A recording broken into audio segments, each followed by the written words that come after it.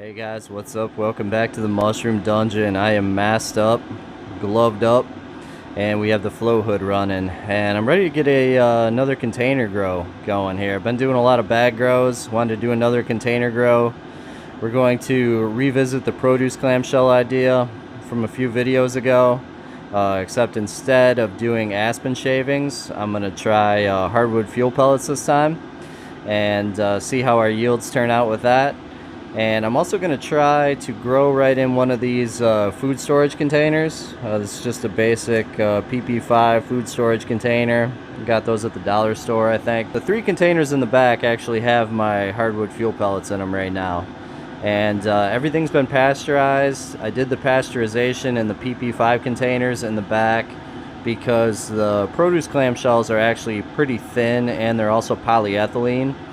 And polyethylene doesn't deal well with high temperatures, so when I poured in the boiling water to do the pasteurization, those would probably melt and expand on me, and so I didn't want to do that. So I pasteurized everything in the PP5 containers. For the 2 produce clamshells, I'm going to use a quart of grain spawn, and this is my Bratislavian Blue Pleurotus ostriatus strain. One of my favorite ostriatus strains. So we're going to do that, mix it with some pasteurized fuel pellets, and we'll try that in the produce clamshells. The last grow with the aspen shavings, I used a Pleurotus pulmonaris strain, Italian oyster strain, and did pretty well. So I'm looking forward to seeing how the Bratislavian Blue does. You know, I think the produce clamshells really lend themselves to growing mushrooms, just the design, the way the lids fit and everything. And also it's a cool way to reuse something that you would probably throw out or recycle anyway. I think if you're doing like a farm market or a farm stand and you guys are selling mushrooms, these would be a cool way to make some little home grow kits, you know, some little tabletop mushroom farms for your customers. So we're gonna play with that a little more. Even if you had to buy these, they're super inexpensive. I played with these ahead of time, and I found out that these will hold about 1.5 pounds or so of rehydrated fuel pellets, plus a little extra room for some grain spawn. So I'm hoping that'll fit about perfect right up to the lid. Same thing with this one. This container is going to hold a little more, but I left a little room in the back to add the grain spawn. And I have a separate quart jar here of king oyster, Pleurotus orengi. So that's going to go in, get mixed in, and end up in this container right here. I'm thinking this is going to go pretty well, but I'm going to set the camera up and we'll go ahead and spawn these up and move them into incubation. You can pasteurize or heat treat your hardwood fuel pellets in any PP5 plastic container or bag. The key is to nail your moisture content.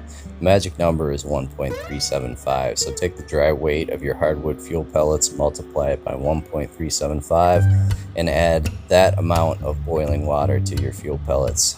Keep them warm for 60 to 90 minutes for your pasteurization and let them cool. Make sure they're cooled to room temperature, and then you're ready to inoculate with your grain spawn.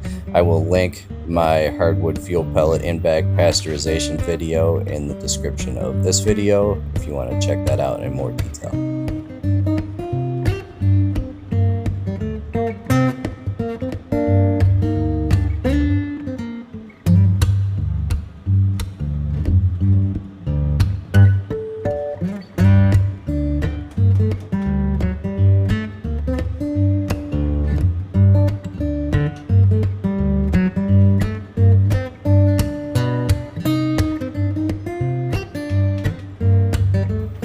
I do all of my inoculations in front of my flow hood just because that's where I'm set up to do substrate, but I have friends that have done the same process just in a clean room and open air and had really high success rates. The other thing with these plastic containers, in each lid I have 4 little 1/16 inch holes that I drilled with a small drill bit for air exchange. So we're just going to incubate these in our standard Sterilite tote with the holes drilled in it and the polyfill balls for a little air exchange. I did not put any micropore tape over the holes in these lids because they're doing pasteurization. I'm thinking it's going to be okay. We'll see, that could come back to bite me. But I'm actually more worried about getting sufficient air penetration FAE to the bottom of these containers with sawdust than I am with surface contamination via the holes without micropore tape. So, like I said, that could come back to bite me, but I think it's going to be okay. Alright, it's been 4 days since we got our container grows going, and we're getting really nice jump off. That grain spawn's just exploding with mycelium, and it's really tearing through the sawdust. I don't want to take the lid off of my tub and possibly introduce any contams. 43% humidity. We're in the middle of winter here in Western New York, and cold weather, really low humidity. We got 64 degrees Fahrenheit in the basement. So those are perfect oyster temps, especially for these two strains that we're growing. These are oysters that like cooler temperatures. Back to our containers here. These are looking really good. We can see a little more in our Bratislavian blue containers because we have clear lids on them. The king is jumping off nicely as well. We can't see as well down into that container because of the opaque lid, but I'm seeing what I like to see here. So with containers that are narrow and deep, you're always concerned with getting enough fresh air exchange or air penetration down to the bottom of the container. And this is what I like to see. You can see those grains towards the bottom of the container are exploding off real nice. They look just as healthy as the ones up higher near the holes in the lid. So that is good. Sometimes if you're not getting enough air down there, you know, you'll see your grain growing off real nice in the top half of your container, but it'll look really weak and anemic down low. And that's a good indicator that you may not have enough airflow down there. And sometimes you can adjust quickly enough to save it, and sometimes you can't. But you can see, hopefully, on the top of the lid, there's some nice condensation there on the lid tops. You don't want to see real heavy water droplets, like, you know, falling back on your substrate, but you do want to see some droplets adhering to the lid. That tells me that I probably nailed my moisture balance in my sawdust, and that my container is doing a good job holding in the humidity. I do have, you know, the small little 16th inch holes in the top of these lids as well. You know, those are allowing a little air exchange. You can see around the holes that it's actually, you know, there is no condensation, like maybe in a silver dollar size ring around the holes, because of the extra air exchange coming in there. But the rest of the lid has a nice layer of condensation, and it's looking really good. The other way you can tell is the mycelium on the surface of the block is looking nice and aerial, so it's actually looking really wispy and extending out into the open air above the surface of the substrate. And that tells you that you have nice moisture there at the substrate level. If I was seeing the mycelium starting to flatten out on top, or I was seeing the sawdust drying out, like looking really light in color, I would probably, you know, quickly try and adjust and put some micropore tape over those little 16th inch holes. But everything's looking really good right now. We just have really nice mycelium growth on the top of the containers. No contamination visible so far. And with these, you know, I'm not as concerned because these aren't as deep in terms of the FAE or fresh air exchange to the bottom of the container. Everything's looking really good here. So these are our two Bratislavian blues 4 days after inoculation. This is our king oyster. So we're just going to leave them in the tub, cover them back up, give them a little shade, and let them run.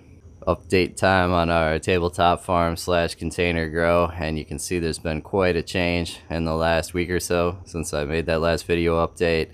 The Bratislavian blues are just fully colonized, really whited up on top. The king oyster is just a little bit behind, not quite as dense, but definitely fully colonized at this point. It's just got to thicken up a little bit. So you can see once the mycelium captured those fuel pellets in our produce containers, it just took off big time, and we had some heat buildup inside the containers. Nothing I'm concerned about, not a big deal, but we did get some extra condensation in there, and that's why. That's typical with really aggressive mushroom species. Once they capture the substrate, they just take off, and that mycelium thickens and they'll generate some heat. So that's what that extra condensation is from. If you look on top, there's just a solid white mat. So these are looking really good. I think they're ready to fruit. They're actually trying to like climb their way out around where the lid seals. And oysters will do that. Like if I was just to leave these like this, they would eventually work their way right through where that lid snaps on and fruit like right out through that seal on the side of the container. But we're gonna actually move these into the refrigerator for 24 hours. Both these species are cool weather species, and they definitely benefit from a cold shock. I usually use that to induce pinning. So because our Brat Blues are a little bit ahead of our Kings, I think they're going to go in probably in the next day or so into the fridge for 24 hours. And a couple days behind that, I'll move the Kings in as well. And then we'll go ahead and move them to fruiting. The other thing I did is I just did this kind of for fun. I made up some labels on the computer. Like if you guys were gonna, doing a farm market or a farm stand or something, and you wanted to sell these as like tabletop farms to your customers, you could make up some cool little labels like this and just stick them on the produce clamshell. This didn't take me that long to make. I just copy and pasted some pictures I already had and put some cool font in there. And I'm gonna end up sticking them on top, and so you guys can see what that'll look like. I just thought that would be kind of fun.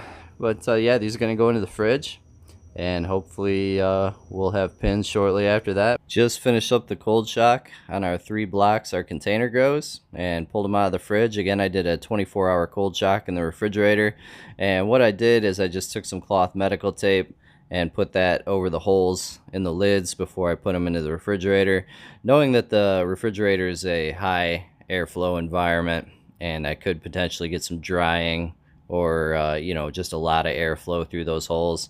I figured it would be better just to put some cloth medical tape over them. So I did that, and then I did a 24-hour cold shock in the fridge, and then we're putting them right back into our tote for now. In order to help induce pinning, what I did is I just cracked the lids on these.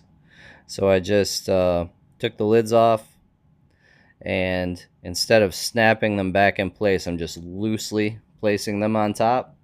And that introduction of fresh airflow to the surface of the mycelium should get our pinning going. Also, we have light on them now. I have my 6500K LEDs right above me here, so they're getting some nice light, and also some extra fresh airflow. So that, coupled with a cold shock, should be enough to get them rolling. About a week after the cold shock, we started seeing nice healthy pinning on all our blocks, so I moved them right into the fruiting chamber. That's where you see them now. It's really important with oysters to, once you see healthy pinning in a tub setup like that, you want to move them to a fruiting chamber setup with more fresh air exchange, or they'll start to get leggy on you really fast. The Ostriata strains like the Brat Blue are more sensitive to that than the Kings. The Kings can handle a little higher CO2, but they like the fresh air as well. So you can see we have the Brat Blues on top, our Kings on the bottom. Nice pin sets on both. The King Black is really blowing up in that container, which is cool to see. I have a couple filter patch bags of Kings going right next to it there. That's for a separate project. If you look at our Brat Blues on top, you can see they're mostly pinning right along the edges of the block at the interface with the container. That's common. That's a really high moisture area. That's why they like to pin there. And you can see there's some growing actually down into the container, which isn't ideal, but that's a common issue. The pins that grow vertically and find fresh air, the block will actually divert most of its energy to those pins, so it will hurt your overall yield a little bit, but not much. You can see we're holding the fruiting chamber at right around 85% humidity there. Got some nice visible mist going in. So we'll just let them fruit out here. I would say in probably a week or so, we're going to be picking some mushrooms. All right, guys, I just pulled our container grow blocks out of the fruiting chamber, and I think we're at a point where we can go ahead and finish this video up. Our Bratislavian Blues are ready to pick here. This container in front especially. Container behind it could go probably another day. It actually has this really cool looking variegated cap there, kind of interesting. And then our Kings just produce beautifully here in this container, so these can probably go another day as well. Then we'll pick them. I actually have a recipe I want to try with these Kings that I'm really excited about. I'm probably going to make a video out of that as well, but they're looking awesome. Actually got some really nice yields out of that container.